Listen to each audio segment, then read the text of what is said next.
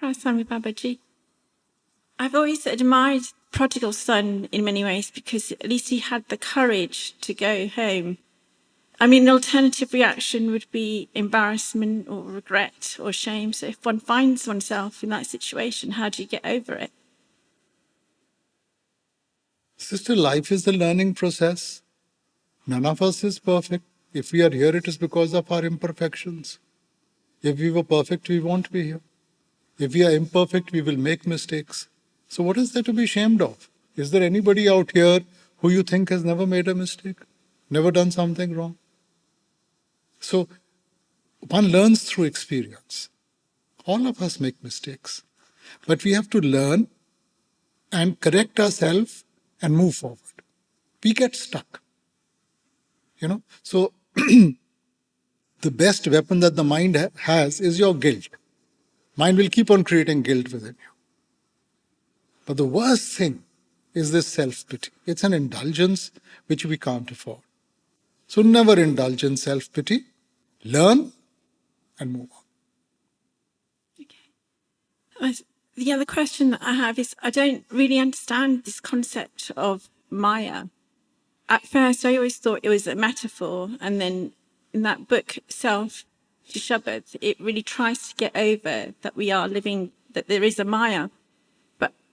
And when it's explained, it's often said that it's like, a dream. But I don't understand because if it was, there are consequences. We have karma. No, better. They are just giving you different examples. We are all subject to time. Time never stands still. Okay? So, because time changes, that's why this is called an illusion. Because something which is the truth, that will be permanent, that can't change. I, Jai, Somaya, that which comes and goes. So that is time. So people may try and explain it in different ways, but basically what is explained is that within the ambit of time, everything is an illusion. We are searching for the truth which is permanent, that which will not change. Once you reach that truth, that will be permanent. Okay, and just finally, I ask this respectfully, but we talk about going to Sachkhand, and then when we read Swamiji or the Great Master, they talk about there's another region above, like the nameless one. So firstly, I think, are we being shortchanged? Like why, who gets to go there? And the other reason is, I suppose... Sister, now you can, for example, in a class you can have sections. You can subdivide certain things. So, in a general manner, they've divided into 5, and then the last one has been subdivided. Why 5 and why not 7? Because our ability is only to reach up to that 5. Beyond that is not our ability. Beyond that, He will take us. So, rest is just an explanation. So, we should be told to the extent we have to go, what is our goal? What we can't do, unnecessarily just confusing you with that, doesn't make sense. Yeah, I get that. Babaji, why is it so hard to let go things when you know that you don't have control over them? Beta, if I know that this iron rod that I'm holding is burning hot, and I keep on holding on to it, what will happen, beta? Shouldn't I let it go? I have to save myself. Yeah. Beta, your peace of mind is in your hands. Nobody else troubles you. You trouble yourself. There's a solution to everything in life. We always say that the Lord or our kismat or our destiny has put us in a situation. Do we know better or does He know better? He does. And if He knows better, then we have to learn to stay in His will. The problems that come in our way is because we are fighting. We are fighting our destiny, we are fighting our situation, we are fighting what people say and do. That's what's creating the problems. So the turmoil is not caused by anybody else, it's caused by us. I can as easily take the right step as I can take the wrong step. Babaji, my next question is, my husband has recently asked you about the living kidney donation, and I completely understand the reasoning and the good cause behind it. However, it makes me worry considering how young our family is. Babaji, should this decision not be taken collectively? But then how do you even come to a conclusion when there are two opposing thoughts? Will it be added to my karmic debt if I stop him from doing this good deed?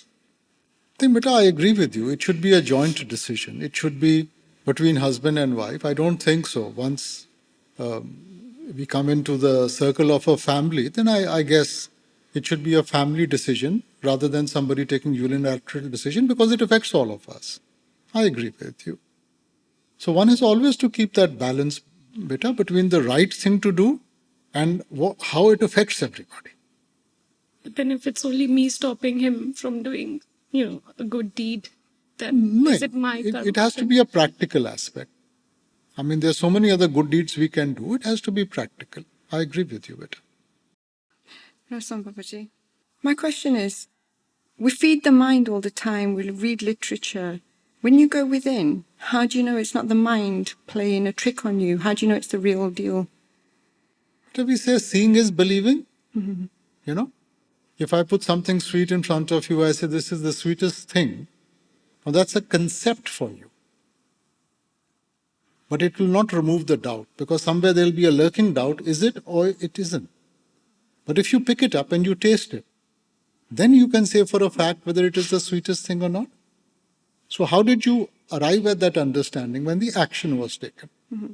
So till we are just listening to satsangs, we are reading our scriptures, we are only conceptualizing. Today, for us, whether it is the master, the guru, the teachings, our religions, they are concepts. Reality will dawn on us when we see, feel and experience for ourselves. That is why in Gurbani, Guru Sahib says, Gyan Dhyan Tun Janiye, Akath Kahave Soe. He doesn't say reading the scriptures is Gyan. He says, when you listen to the divine melody, which is playing there within you night and day, which doesn't stop, endless, Akat. When you listen to that, then you will enter that stage of actually knowing. In Vedas, it's called Janana. It's a stage, Janana, where you know.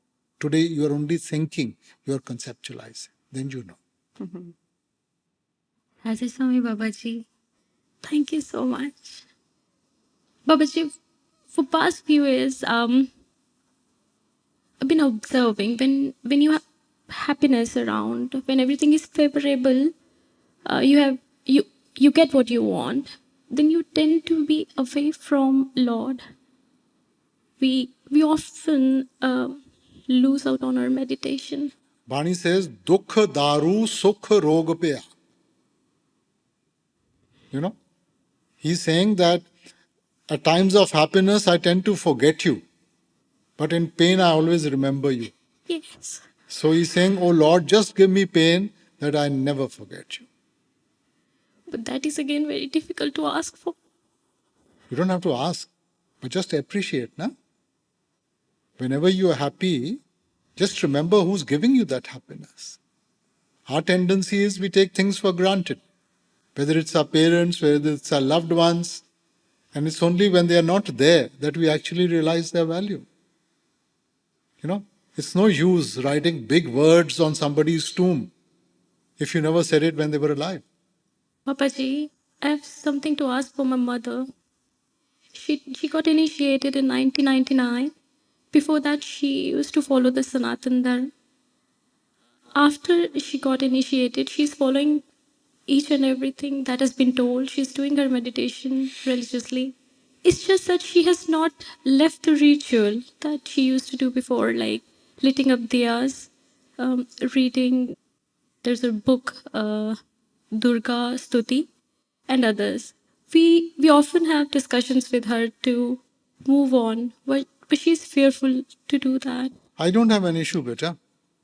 But again, like I said, whatever we do, there must be some logic to it, beta. I mean, whatever we do, there must be a logical conclusion. And lighting these diyas, reading these scriptures, there's a point to it. There's an objective. But what are they telling us to do? I keep on reading the label on the medicine bottle, but I don't take the medicine. What is that label telling me to do? What is the concept of lighting a diya, beta? Means we are searching for the light. ठीक है? But it's not the light outside. It's the light within. If thine eye be single, thy whole body shall be full of light. Antar jot nirantar bani sache sahib siyon live lie. It's that light within. Now, we've read about the light in our scriptures. We started right. I mean, in every religion, this thing, diyas, candles, they do it. But it was supposed to be the inner light, not the outside light. Swamiji said, Sant Diwali Nit Kare. Diwali doesn't come on a particular day when you light that diya outside. It's every day when you see the light within. That's the real thing, beta. Should we ask her to leave that? No. Let her reach that stage by herself. Thank you, Babaji. Babaji, my question is, in the Bhagavad Gita, it's written, Lord Krishna says that, karam kar phal ki ichha mat kar, but also not be limited by if there's no benefit coming out of it. But Babaji, this is a very high standard. Koi virla hi hoga jo who lives up to this. So why is Beta, that's that the there? ideal. When somebody talks to us, these scriptures, they give us the ideal. We have to work towards that. It's not that it will happen overnight. Okay? But you must have an objective in front of you, na? Only then you can work towards that. If I have no goal, then what's going to happen? I'm going to go around in circles. So one is the ideal, the other is the practical. So the ideal is that everything that we do should be nishkam. Without thought of the self, without any calculation. But the fact is that everything that we do comes with a calculation. Everything that I do is need-based. I want to be clean, that's why I go and have a bath. So everything stems from a need. To reach that stage, I have to slowly build myself up and prepare. But today, even the need for the Lord is a need. Okay? But we are taught there should be no need. Everything should be selfless. So you have to work towards that, beta. That's the objective. But today we have to recognize our strengths, our weaknesses. Within the parameters of those strengths and weaknesses, we slowly start working towards that goal. Okay. Thank you, Babaji. यासुन बाबा जी सबसे पहले आपकी जी अपार दया मेरे लिए बहुत बहुत शुक्रिया मैं बाबा जी समझना चाहता सी कि ट्रू डिसाइपल कौन है किदा बनया जा सकता है जिदा ਆਪਾਂ ਨਾਮਦੰਦੀ ਬਖਸ਼ਿਸ਼ ਹੁੰਦੀ ਹੈ ਤਾਂ ਆਪਾਂ ਆਪਣੇ ਆਪ ਨੂੰ ਜਿੱਕਿਆ ਸੂ ਕਹਿ ਸਕਦੇ ਕਹਿੰਦੇ ਆ ਨਾ ਕਿ ਗੁਰੂ ਅਰਜਨ ਦੇਵ ਦੇ ਵਕਤ ਪੰਜਵੀਂ ਪਾਤਸ਼ਾਹੀ ਦੇ ਵਕਤ ਨਾ ਉਹਨਾਂ ਦੇ ਦਰਬਾਰ ਵਿੱਚ ਕੀਰਤਨੀਏ ਸੀ ਬੜਾ ਸੋਹਣਾ ਕੀਰਤਨ ਕਰਦੇ ਸੀ ਹੌਲੀ ਮਨ 'ਚ ਅਹੰਕਾਰ ਆ ਗਿਆ ਕਿ ਸ਼ਾਇਦ ਜਿਹੜੀ ਸੰਗਤ ਇਕੱਠੀ ਹੁੰਦੀ ਹੈ ਨਾ ਕੀਰਤਨ ਸੁਣਨ ਨੂੰ ਹੁੰਦੀ ਹੈ ਸੋ ਇੱਕ ਦਿਨ ਉਹਨਾਂ ਗੁਰੂ ਸਾਹਿਬ ਕੋਲੇ ਹਾਜ਼ਰ ਹੋਏ ਪੰਜਵੀਂ ਪਾਤਸ਼ਾਹੀ ਕੋਲੇ ਔਰ ਉਹਨਾਂ ਨੂੰ ਕਿਹਾ ਕਿ ਜੀ ਘਰ 'ਚ ਜ਼ਿੰਮੇਵਾਰੀਆਂ ਵੀ ਹੈ ਬਾਲ ਬੱਚੇ ਵੀ ਹੈ ਤੇ ਜੇ ਹੁਕਮ ਹੋਵੇ ਤਾਂ ਜਿੰਨੀ ਸੰਗਤ ਆਂਦੀ ਹੈ ਪ੍ਰਤੀ ਸੰਗਤ ਅਸੀਂ ਇੱਕ ਟਕਾ ਅਸੀਂ ਲੈ ਲਿਆ ਕਰੀਏ ਗੁਰੂ ਸਾਹਿਬ ਨੇ ਦੇਖਿਆ ਕਿ ਇਹਨਾਂ ਦੇ ਮਨ 'ਚ ਨਾ ਅਹੰਕਾਰ ਆ ਗਿਆ ਉਹਨਾਂ ਨੇ ਟਾਲਤਾ ਉਦੋਂ ਚੁੱਪ ਕਰਕੇ ਚਲੇ ਗਏ 2-3 ਦਿਨ ਬਾਅਦ ਫੇਰ ਹਾਜ਼ਰ ਹੋਏ ਮਹੀਨੇ ਬਾਅਦ ਫੇਰ ਹਾਜ਼ਰ ਹੋਏ ਇੱਕ ਦਿਨ ਜਦੋਂ ਆਏ ਨਾ ਤਾਂ ਗੁਰੂ ਸਾਹਿਬ ਨੇ 4.5 ਟਕੇ ਸਾਹਮਣੇ ਰੱਖਦੇ ਉਹਨਾਂ ਨੇ ਕਿਹਾ ਜੀ ਸਮਝੇ ਨਹੀਂ ਅਸੀਂ ਉਹਨਾਂ ਨੇ ਕਿਹਾ ਜੀ ਤੁਸੀਂ ਕਿਹਾ ਸੀ ਪ੍ਰਤੀ ਸਿੱਖ ਪਹਿਲਾ ਸਿੱਖ ਪਹਿਲੀ ਪਾਤਸ਼ਾਹੀ ਦੂਜਾ ਸਿੱਖ ਦੂਜੀ ਤੀਜੀ ਪਾਤਸ਼ਾਹੀ ਚੌਥੀ ਔਰ ਕਹਿੰਦੇ ਜਿਹੜਾ ਅੱਧਾ ਟਕਾ ਹੈ ਨਾ ਇਹ ਮੇਰਾ ਮੈਂ ਹਲੇ ਪੂਰਾ ਸਿੱਖ ਨਹੀਂ ਬਣਿਆ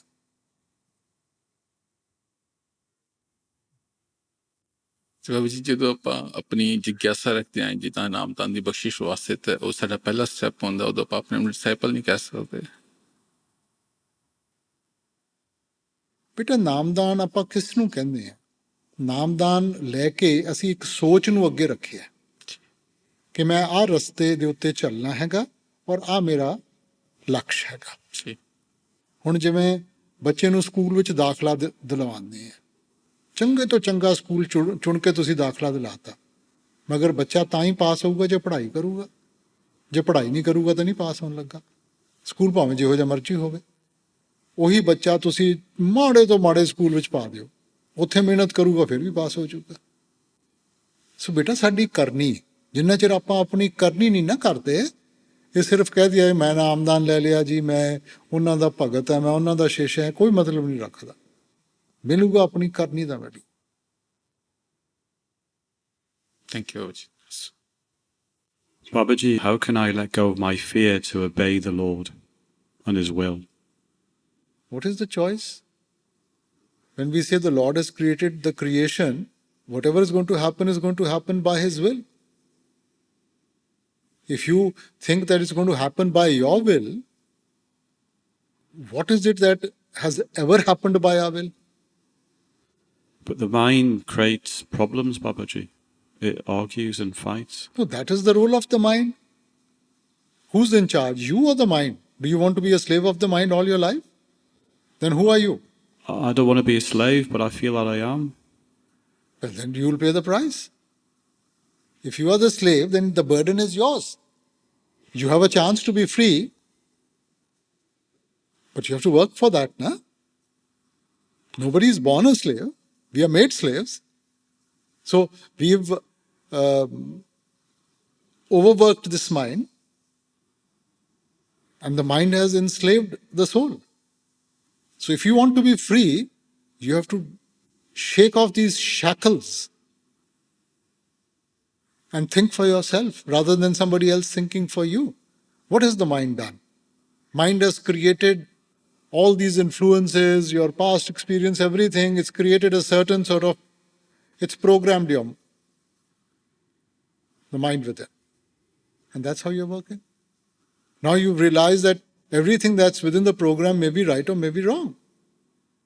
So we need to deprogram ourselves. We need to declutter this mind and start thinking, using that sense of discrimination, that vivek, as to what is the right thing to do, what is the right step forward. And it's not that we don't know. Everybody knows what is good and what is bad.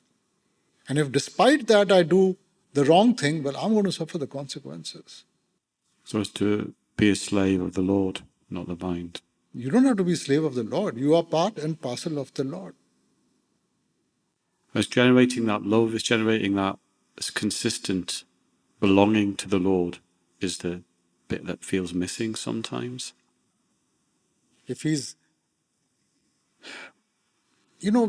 sometimes we are searching, we are trying to find, we are trying to reach.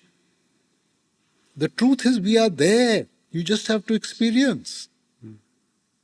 So we have overburdened ourselves with the thoughts, I have to do this, I have to reach there, there is a separation, there has to be a union. You created these thoughts. He's there. Experience it.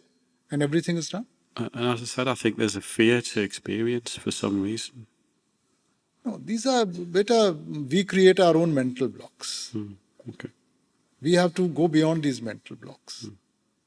Now, I agree, all of us have fears. Somebody's got fear of heights, somebody's got fear of losing a loved one, somebody's got some fear. We all have fears. And we are full of fears. But how do I resolve that? You can focus on the problem or you can focus on the solution. Whatever you focus on. You focus on the problem is going to become larger than life. You focus on the solution, you'll get a solution. In your question and answer sessions, you mentioned that consciousness is the soul. And as the soul is part of the divine is love. Like it is said, God is love. What is it about love that makes love the most powerful force in the creation. Is love an emotion? Is it a power or energy or frequency that we haven't been able to harness yet? Have you ever experienced love? I don't know what love is. I'd love to experience it. You don't love your parents, your children, your spouse, your friends, your brothers, sisters. I do. Huh? I love you too. So then you know what love is. But this is It's- just a whiff of that love. Is that a stronger love that we have with the Creator? So I said this is just a whiff of that. Okay. You see, love has the capacity to do anything. When we hear the story of Romeo and Juliet, he Ranja, you know. So what does Heer say? Ranja, Ranja kardi si mein aap pe Ranja hui. She has lost her identity. She's become one with the beloved. That is the power of love. And she says, don't call me by my name anymore. Call me by the name of my beloved, because my identity is finished. That's what love makes you do. Is that a powerful source? Energy. But love is there. Nobody is going to give you love. You already have it. You need to experience it. I'd love to experience it, Babaji. No, but you can. It's just that we've put so much weight on ourselves, which is, Hazur used to give us the example that a piece of iron is naturally attracted to the magnet. You put a piece of iron in front of the magnet, it just goes at once. But you put a little weight on top of it. The pace will become slower. You put more weight. It only moves, it can't inch forward. And you put more weight, it stops moving. Okay. But in reverse, as you keep on removing that weight, what happens? The movement starts, it starts inching, and it goes and meets up. So we are bound by our own karmas, this programming in our mind that we've created. Okay. So as we clean that off, the spiritual process is just cleaning your vessel. You can't fill it, he will fill it. But at least keep your vessel clean. Okay, we'll try. My other question is that many saints and sages have often advised us to be in the present moment. As the past is gone and the future is not assured, could we experience that love in the present moment? Is that being in the present moment is similar to If experiencing? you learn to live in the present moment, definitely you will feel the love. So what is this present moment that we need When to you've be cleaned, in? when you've cleaned your mind, you've deprogrammed everything, you've cleaned your mind of all your baggage, then you are in the present. No, okay. Today we are carrying all that baggage, so we are living with all those thoughts, all those memories, all those influences. Thank you, Babaji. Thank you. Radhaswami Babaji, often I've heard you say that a woman's worst enemy is another woman. In our teachings, we are told that it's better to say nothing than to say something. Actually say thank you ke tusi mainu kuch kiya, or apologize ke because of me toda muh ganda hoya. My question is regarding saying something or not saying something. I've heard if you talk too much, you're said to be rude. If you talk too little, you're said to have ego. And if you don't talk at all, it's cheap. At what point should you say something? Or, this doormat syndrome that is happening, and then shaking the tree one time to make yourself heard, is it a bad thing? Beta, I think what is happening in today's world is that we have a very warped sense of this word freedom. Schools and colleges are teaching us about equality, about fighting for our right, about all this. But they are telling you, they're not giving you solutions. If I take a step and it makes matters worse, is that a solution? We have started reacting to life rather than objectively seeing What is the solution and going forward? I'm walking on the road, somebody abuses me. What is the easiest thing to do? Abuse him back? You don't need brains for that. Even a 5-year-old child can repeat it. But what have I done? First he dirtied his mouth, now I have done the same thing. Yeah. First he became an idiot, now I have become an idiot. And what have I got out of it? If I keep quiet, you've actually taken the other person's pleasure away. His pleasure is in your reaction. So beta, we have to be objective. What is the right thing to do? I should do the right thing. If I do the right thing, there is no karma. The other person has done something wrong, they will take the karma, they will suffer the consequences. Today, tomorrow, day after, it will happen. But why do I join issue? If I join issue, I'm only making it worse. So should I react? I know sometimes it can be very difficult to keep quiet. And sometimes we just get so overwhelmed by what is happening and we just sort of say what we want to say. Does it help? Idea is to focus on the solution, beta. Problem is there in everybody's life. Nanak dukhiya, sab sansar. What is the solution? So if by my being quiet for some time can maintain that harmony in the house, keep peace. See, at the ending of the day, beta, it's karmic. Karma stems from the action I do. So if I have done no action, I make my meditation as my anchor, which gives me the strength to keep a certain balance and my peace. After some time, I won't even be affected by what people are saying. You look at all the mystics who have come so far. People have never said nice things for all the time. They've all been vilified. Fingers have been pointed at them. So many bad things have been said about them. But what was their reaction? Tera pana meetha lage. Yeah. So, beta, strength is not in reacting. Real strength is in keeping quiet.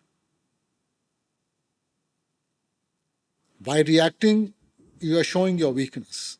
By not reacting, he or she doesn't know your weakness. They'll do it once, twice, they'll stop after that. Because they don't know whether it hurts you or it doesn't hurt you. Their pleasure is in when you get hurt.